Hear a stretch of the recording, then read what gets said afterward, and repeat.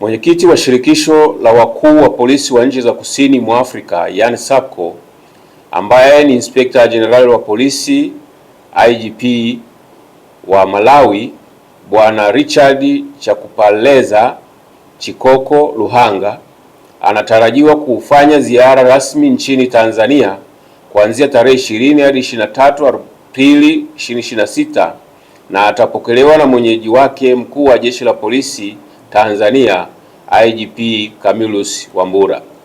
Ziara hiyo ni miongoni mwa majukumu ya mwenyekiti wa SAPCO anayeongoza kwa wakati huo kutembelea nchi wanachama kwa lengo la kukagua utekelezaji wa maazimio mbalimbali yaliyopitishwa katika mkutano uliofanyika jijini Dar es Salaam Juni 2025.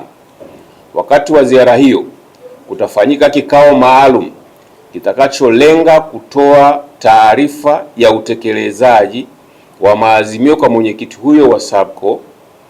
Miongoni mwa maazimio hayo ni pamoja na kuimarisha mapambano dhidi ya uhalifu wa kupangwa na ule unaovuka mpaka kwa lengo la kuzuia na kudhibiti matukio ya kihalifu katika ukanda wa kusini mwa Afrika.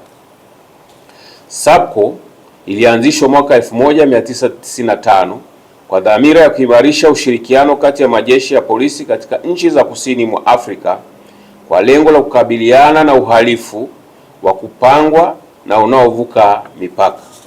Madhumuni mengine ni pamoja na kubadilishana taarifa na uzoefu katika kutekeleza majukumu ya polisi. Shirikisho hilo linaundwa na nchi wanachama 16 ambazo ni Afrika Kusini, Angola, Botswana, Jamhuri ya Demokrasia ya Kongo yani DRC, Eswatini, Lesotho, Madagascar, Malawi, Mauritius, Msumbiji, Namibia, Shelisheli, Tanzania, Zambia na Zimbabwe.